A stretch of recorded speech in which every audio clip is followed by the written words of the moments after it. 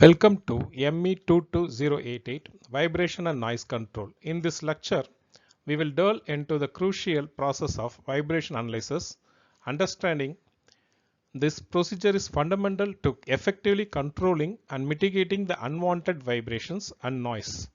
Myself, Dr. C. Sendamarai, Associate Professor in the Department of Mechanical Engineering at SVC.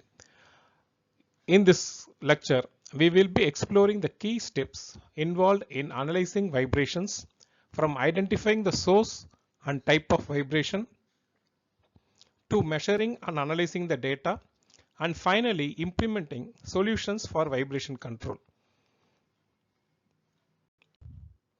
Let's look at the fundamental concepts that make up vibrating systems. We can broadly categorize these elements into three main types: spring elements, mass or inertia elements, damping elements. Spring elements, this represents the elasticity or stiffness of the system. They store potential energy when deformed and release it to cause oscillations. Think of a spring. It stretches and compresses, providing a restoring force. In more complex systems, spring elements can represent stiffness of structural members or any other components. Mass or inertia elements, these elements represent mass of the system, or in the case of rotational motion, the inertia. They store the kinetic energy and resist changes in motion. The greater the mass or inertia, greater the force required to accelerate or decelerate the object. Damping elements. These elements dissipate energy from the vibrating system, typically through friction or heat. Damping reduces the amplitude of oscillations over a period of time. A simple example is a shock absorber in a car, which dampens the bouncing motion of the suspension.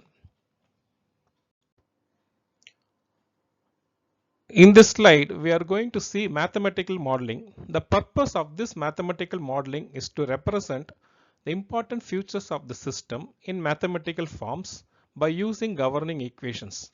Mathematical model should include enough details to allow describing the systems in terms of equations without making it too complex. Mathematical model may be linear or nonlinear depending on the behavior of the system components. Linear models permit quick solutions and simple to handle. However, nonlinear models sometimes reveal certain characteristics of the system that cannot be predicted using linear models. Thus, a great deal of engineering judgment is needed to come up with a suitable mathematical model of a vibrating system. We are going to the vibration analysis procedure. Sometimes mathematical model is gradually improved to obtain more accurate results. In this approach, first a crude or elementary model is used to get a quick insight into the overall behavior of the system. Subsequently, the model is refined by including more components and details so that the behavior of the system can be observed more closely. To illustrate the procedure of refinement used in mathematical model, consider the forging hammer shown in figure A. It consists of frame, falling weight, anvil. Anvil is a mass of steel block on which material is forged into dishes shaped by repeated blows of the tub. Anvil is usually mounted on an elastic pad to reduce the transmission of vibration to the foundation block and the frame. For a first approximation, the frame, anvil, elastic pad, foundation block and soil are modeled as a single degree of freedom. So you can see here anvil and foundation block is going to be modeled as a single degree of freedom as shown in this figure B. For a refined approximation, weights of the frame and anvil and foundation block are represented separately. Here in this model, anvil is separated from the foundation model. Further refinement can be made by considering eccentric impacts of the tub which cause each of the masses shown in figure C to have both vertical and rocking motions in the plane of the paper.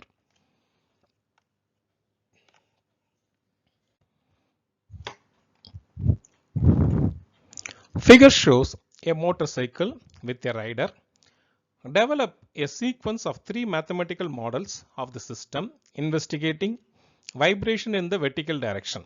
Consider the elasticity of the tires, elasticity and damping of the struts in the vertical direction, mass of the wheels, elasticity, damping and mass of the rider. Mathematical model of a motorcycle. Let me start with the simplest model and refine it gradually. When the equivalent values of the mass, stiffness and damping of the systems are used, we obtain a single degree of freedom model of the motorcycle as shown in figure B. In this model, equivalent stiffness include the stiffness of the tire, struts and rider. Equivalent damping constant includes the damping of the struts and the rider. Equivalent mass include the mass of the wheel, vehicle body and the rider.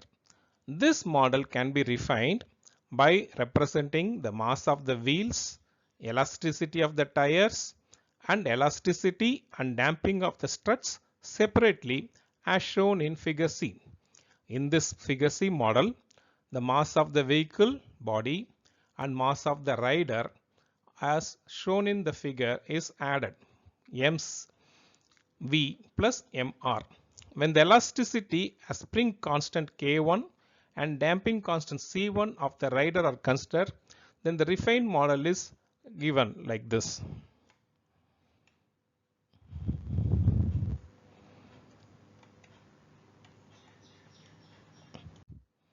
In the upcoming slides, we are going to discuss about different elements what we seen in the mathematical model, spring elements, damping elements and mass elements. At first, spring elements.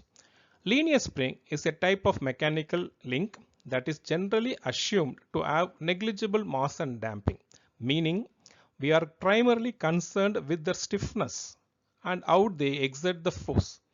Fundamental principle governing the spring force is defined by equation F equal to K into X.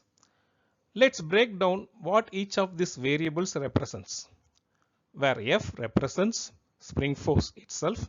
This is the force the spring exerts on whatever it is connected to. K, it is the stiffness, also known as the spring constant. This value tells us how much force is required to deform the spring by a certain amount. Higher spring constant indicates stiffer spring, whereas X represents the deformation. This is the displacement of one end of the spring relative to the other. In simpler terms, it's how much the spring has been stretched or compressed. So the equation F equal to Kx tells us that the force exerted by a spring is directly proportional to its deformation. Stiffer the spring, greater the force for a given deformation. Similarly, more you deform a spring, greater the force it exerts.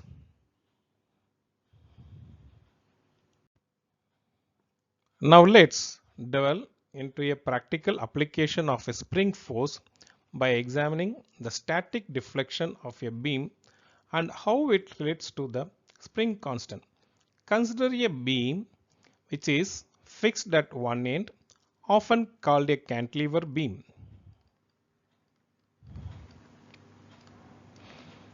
The weight W at its free end.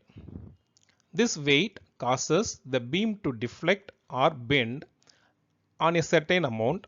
We call this as del static, otherwise the static deflection.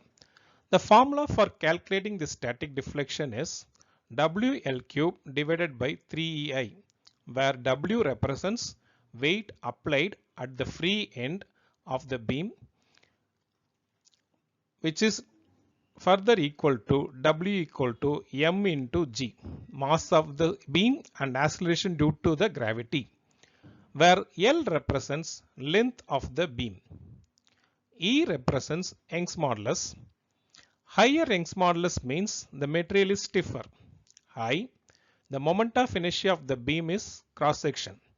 This I value depends on shape of the beam like I section or B box section or C section like that, which reflects how the material is distributed around its neutral axis, influencing its resistance to bending.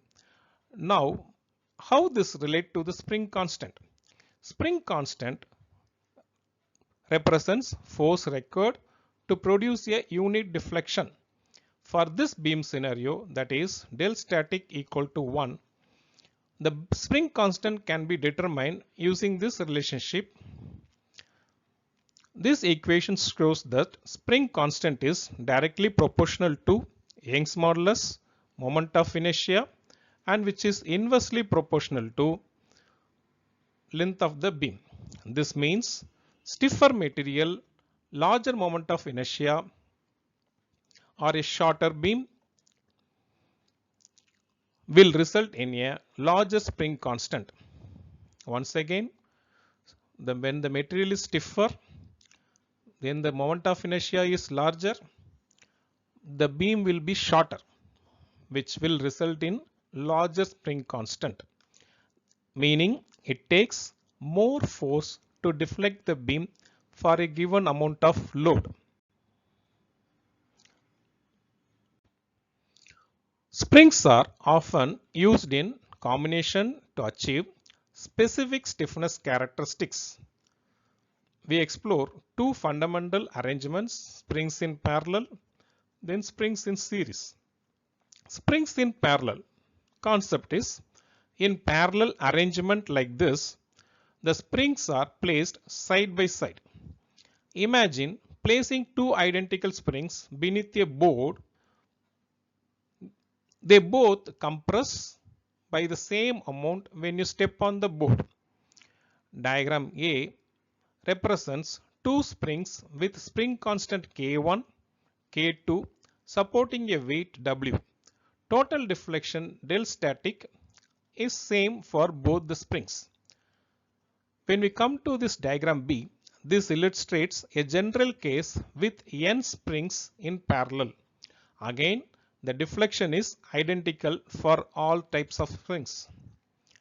Diagram C shows how the force is distributed. Total force shared between the springs, which is going to be experienced by each spring, depends on its stiffness. Then we come to the concept called equivalent spring constant. So equivalent spring constant equal to K1 plus K2 for when springs are in parallel. This means combining the springs stiffness in parallel increases the overall stiffness of the spring. Let we come to springs in series. In this series arrangement, springs are connected end to end. So they experience same force but different deflection. Like here it will be del 1, here it will be del 2. Let me put a weight attached to the bottom of the spring. Both springs experience the same weight, but the top spring stretches more than the bottom one.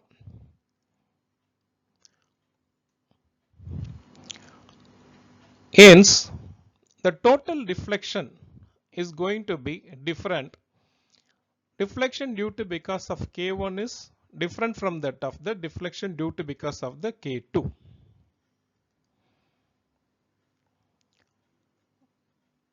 Let me go for free body diagram for the each spring. For the spring K1, the free body diagram represent W is going to be same in both the ends. Similarly for K2 also it is same. Hence what will happen? The load is going to be same which is experienced by both the springs. But when it is spring constant is coming into picture, it is going to be 1 by K equal to 1 by K1 plus 1 by K2. This series combination is always less stiff than the weakest individual springs. What is the key takeaway from this slide? Parallel arrangements increase stiffness while series arrangement decreases the stiffness. Understanding these relationships allows engineers to design spring systems with desired characteristics for various applications. As seen in the previous slide, we conclude when their springs are in parallel, we have, let we take n number of springs, then n number of spring constants k1, k2, kn, then the equivalent spring constant will be summation of individual spring constants k1 plus k2 plus to kn. But in the other hand, which is going to be spring in series, then for the same n number of spring constants, equivalent spring constant will be equivalent to reciprocal of stiffness K1 plus reciprocal of stiffness K2, which will lead up to the summation of nth spring. So if we have three springs with stiffness of 10 Newton meter, 15 Newton meter, 20 Newton meter, like parallelly arranged 10, 15, 20, which is subjected to the load, then the K equivalent equal to 10 plus 15 plus 20. So which is equivalent to further 45 Newton per meter. But the other hand, you have to take the reciprocal for the same to get for the springs in series. Now let's delve into how we represent real wave vibrating systems using mathematical models. This is a crucial step in vibration analysis because mathematical models allows us to analyze and predict the system's behavior. Consider this example, a simple cantilever beam with a weight attached at one end. To analyze its vibration, we can simplify it into a equivalent spring mass system. Why do we this? Because complex beam can be represented by just two elements, which is mass of the beam. This mass stores kinetic energy as the beam vibrates. Next one is stiffness of the beam. The beam itself acts as a spring. Its resistance to bending provides stiffness element. Remember from our previous discussions that stiffness stores potential energy. In the simplest model, we can calculate an equivalent stiffness based on the beam's material properties like Young's modulus. With respect to the cross section, area moment of inertia will change. L will be the length of the spring. What about the damping? In this particular example, we are assuming that the damping is negligible. This simplification is valid if the energy dissipation due to internal friction in the beam or air resistance is small. However, keep in mind that in real world scenario, damping would play a role and we might need to include a damping element in our model for more accurate representation.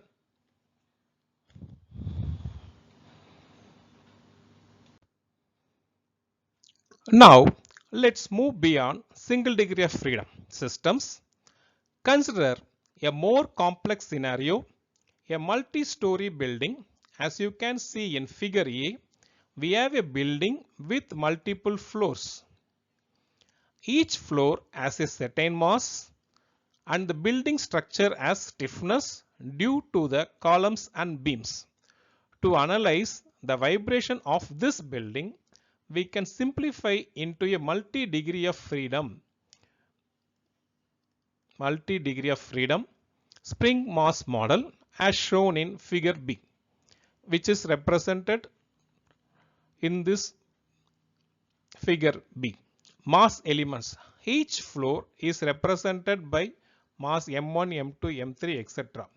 We assume that the mass of the frame itself is negligible. Mass of the frame itself is negligible compared to the mass of the floors. This simplification allows us to focus on the essential mass points. Spring elements. Stiffness of the building structure between each floor is represented by a spring constant K1, K2, K3 till K5. These spring elements represented the combined stiffness of the columns and the beams between the floors. Degree of freedom. Each floor can move horizontally, representing a degree of freedom x1, x2, x3, which represent horizontal movement of the springs. This simplified model allows us to analyze complex motion of the building under the dynamic loads such as wind or earthquake. Instead of dealing with a continuous structure, we now have a discrete system of masses and springs, which is much easier to analyze mathematically. Key takeaway from this slide.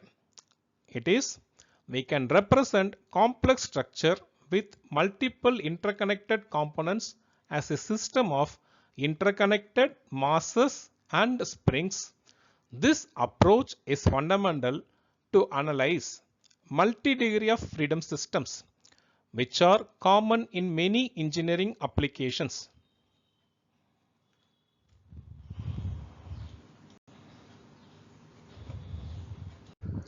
Now let's turn our attention to the crucial aspect of damping in vibrating systems. As we discussed earlier, damping is the mechanism by which energy is dissipated in a form of vibrating system, causing oscillations to decay over a period of time. There are several types of damping, each with its own characteristics. We will focus on three main categories. Viscous damping. This perhaps most commonly analyzed type of damping. In viscous damping, damping force is directly proportional to the velocity of the vibrating body. Think of an object moving through a fluid medium like air, water or gas.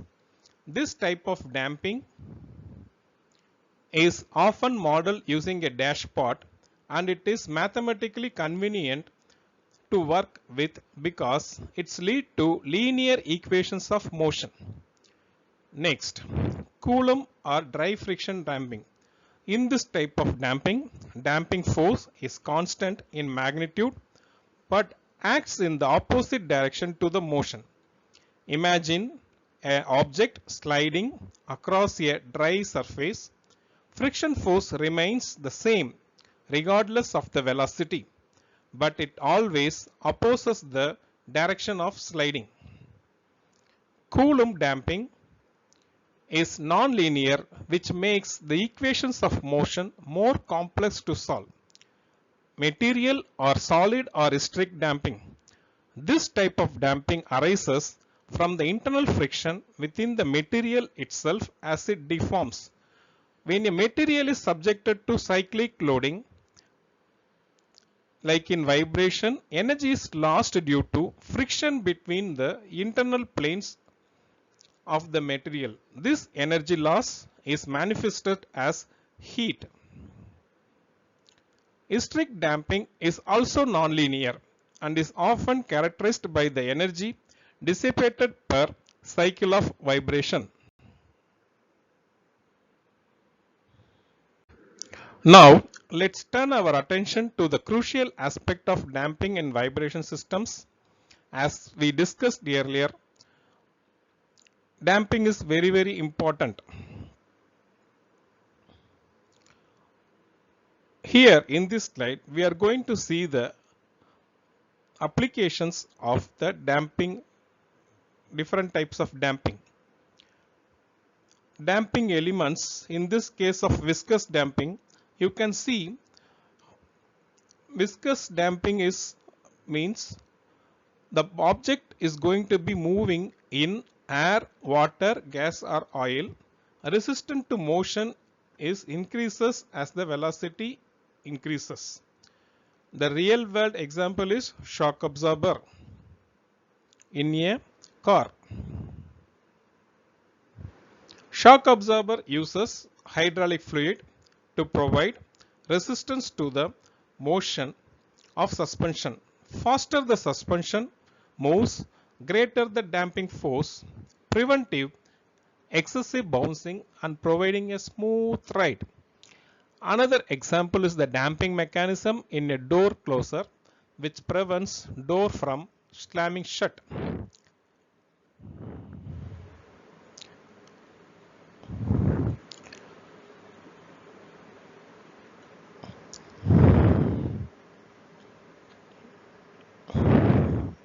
For Coulomb or dry friction damping, we can assume a block which is moving over a slide. This is common in most of the machinery elements. Otherwise, another example can be found in some older type of clutches or brakes where dry friction is used to dissipate energy. Even leaf spring also example for dry friction damping. In case of material or solid or strict damping, we can see the structures, the material which is made up of itself having the damping property. Due to because of the different kind of materials, we can able to get damping like wood, steel, rubber. So like this, if we employ different materials, then we will get different kind of damping property.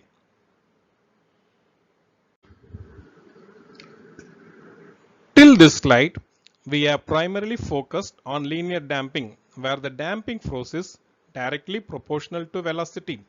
But what happens if the damper is nonlinear? This is often the case in real world systems.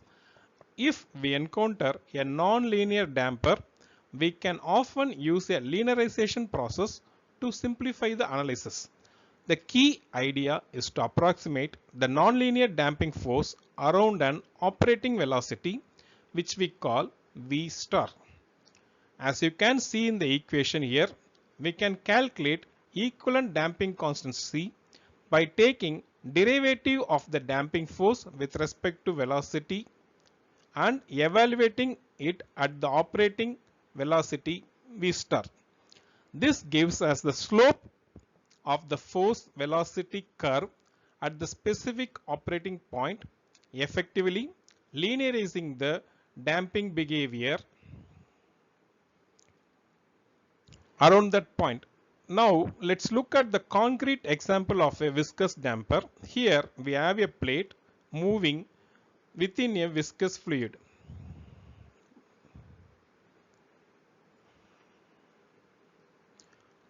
Notice the laminar flow profile established in the fluid where the velocity u varies linearly from 0 to the stationary plate, which is going to be having the maximum velocity.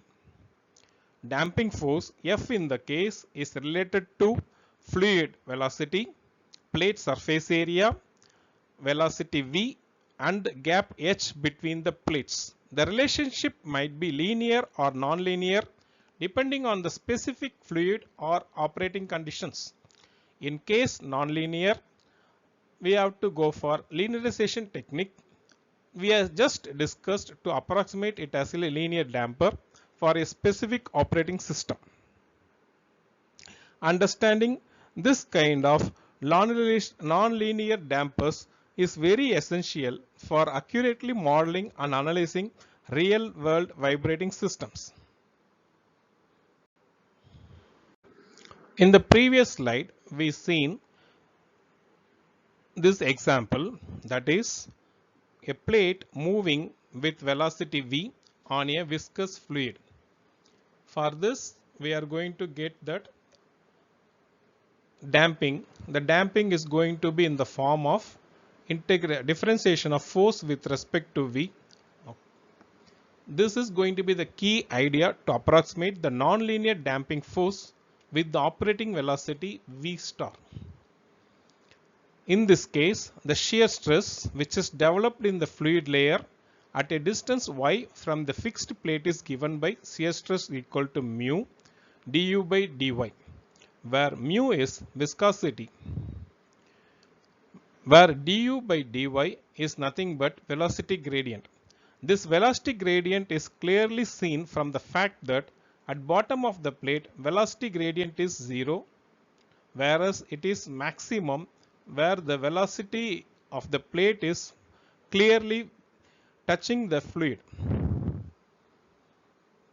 Shear or resisting force developed at the bottom of the plate is given as F equal to shear stress into area of the plate, which is further equal to viscosity into area of the plate, velocity of the plate, height h at which distance we are going to calculate, which in turn gives the consolidated damping coefficient C into V. That is, earlier we seen that F equal to CV in the previous slide, where C is represented as mu into area of the plate divided by H.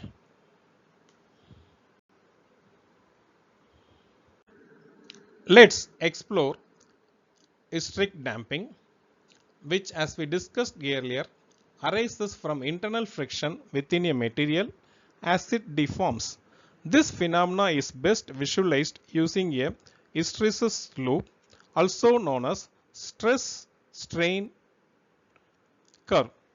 In both the graphs shown here, vertical axis represents stress and while the horizontal axis represents strain.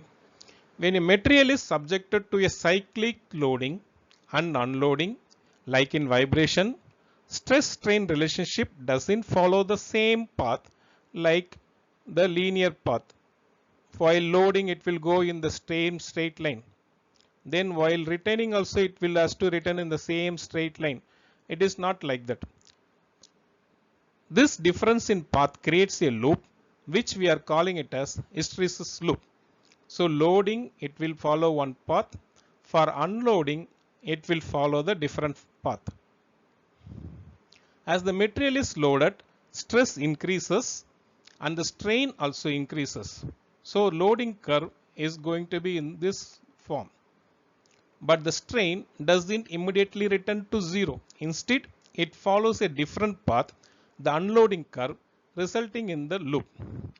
In the graph B provides more detail, specifically showing the energy aspect. Area enclosed within hysteresis loop. This area enclosed within hysteresis loop represents energy dissipated per cycle of loading. This energy is lost primarily as heat. On the loading curve A to B, work is done on the material and some of the energy is stored elastically. However, not all of the energy is recovered during unloading. The area ABD represent energy expended, while the area BCD represents energy recovered. Difference is energy dissipated. The shape and size of hysteresis loop depend on material property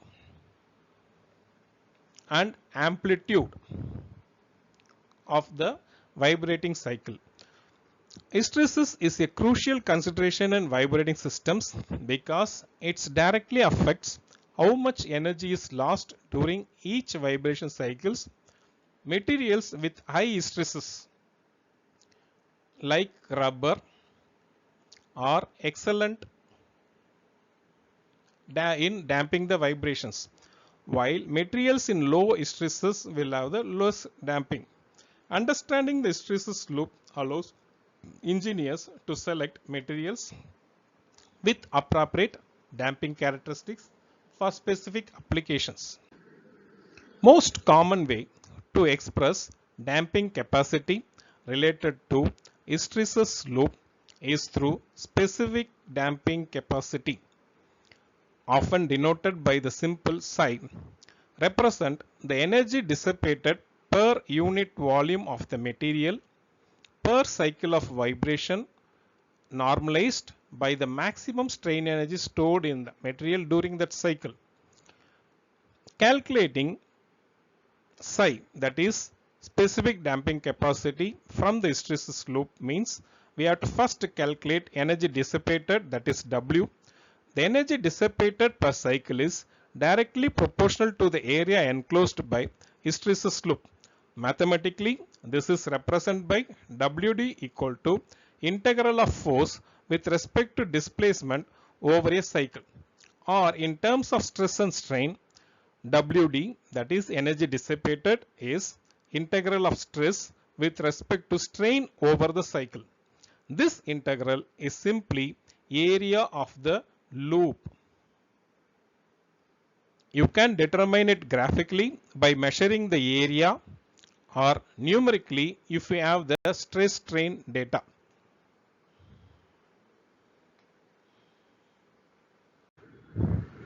Maximum strain energy represents maximum energy stored in the material during the loading part of the cycle. For a linear elastic material, this would be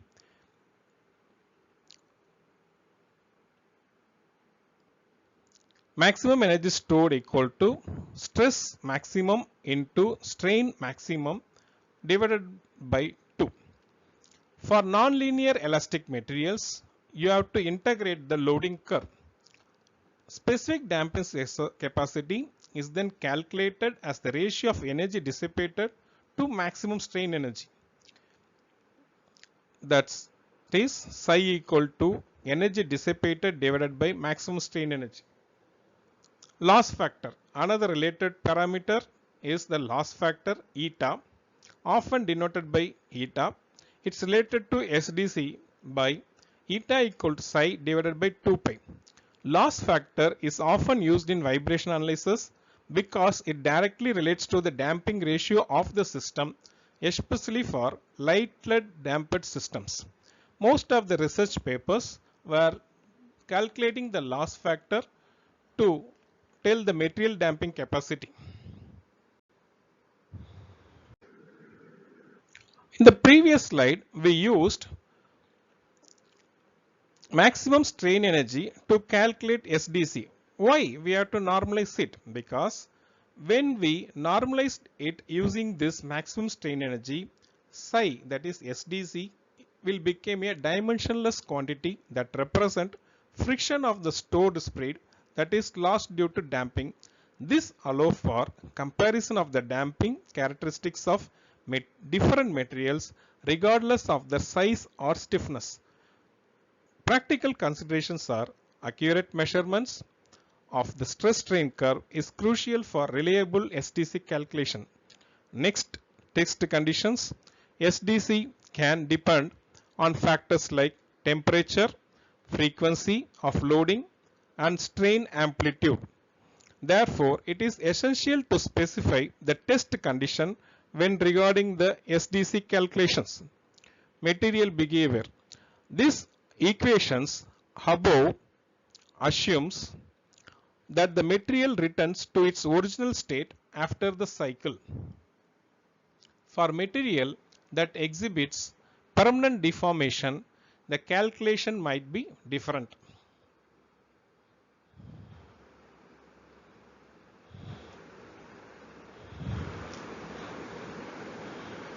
In this lecture, we are coming to our last topic, equivalent spring and damping constant of a machine tool support. This slide illustrates how we can represent complex structures like a machine tool support with simplified equivalent spring damping elements. As you can see in figure A, we have a schematic machine tool support. This structure, while seemingly rigid, thus have some flexibility and damping due to various components and connections. Support consists of various parts like the overarm, spindle, cutter, table, knee, base, all connected together. When the cutting process happens, vibrations are induced and these vibrations propagate through the structure. Analyzing the vibration of such a complex system directly can be a challenging.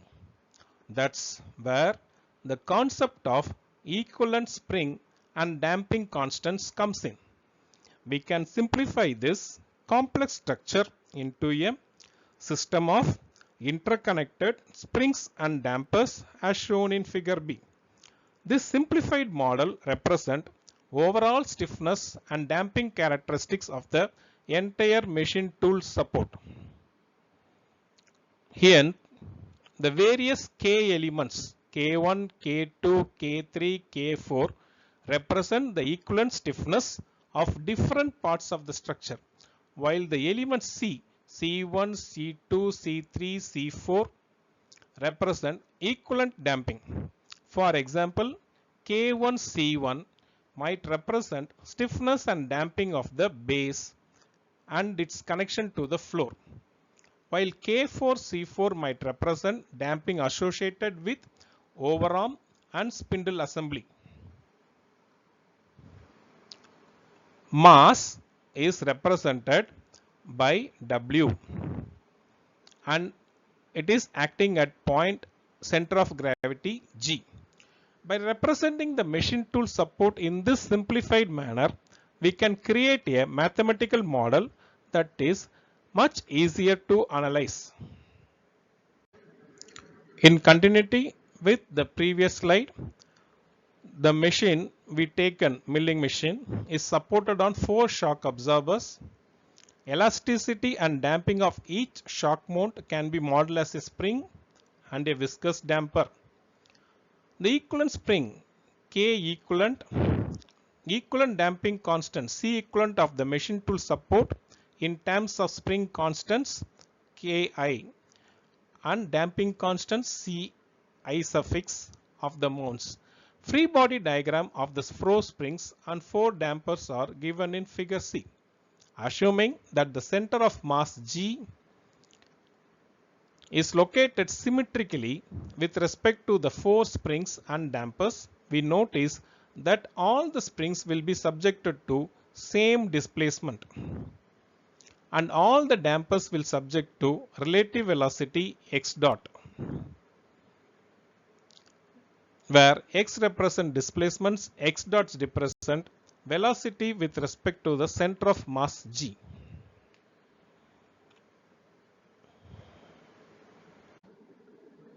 Now that we have a simplified model which equivalent spring and damper, let's look how we can determine this equivalent constants mathematically.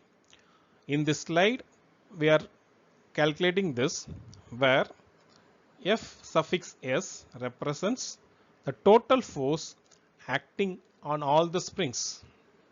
F suffix D represents total force acting on all the dampers. We can see that the total spring force is the sum of the forces in each individual springs, that is Fs1, Fs2, Fs3, Fs4. Similarly, total damping force is equivalent to Fd1, Fd2, Fd3 and Fd4. These equations define the force in each individual spring and damper. The force in each spring Fsi is equal to spring constant times the displacement x, which makes stiffer springs exert more force for the same displacement. Similarly, force in each damper is equal to damping constant times the velocity, means higher damping constants lead to greater forces opposing motion. Now for crucial step, calculating the equivalent spring and damping constant. Since we have assumed that all the springs have the same spring constant K and all the dampers have the same damping constant C, that is K1 equal to K2 equal to K3 equal to K4, that means K equivalent is 4K. Similarly, C equivalent is equal to 4C. Finally, we have the overall force equilibrium equation. The sum of the total spring force Fs and the total damping force must balance the external force W which is acting on the system. This equation provides a complete mathematical description of the simplified spring mass damper model of the machine tool support which we seen in the previous slide. By solving these equations, we can determine dynamic behavior of the systems such as its natural frequencies and damping responses. This allows engineers to analyze and optimize the design of the machine tool support for improved performance and reduced vibration during the operation of the machine tools. Thank you.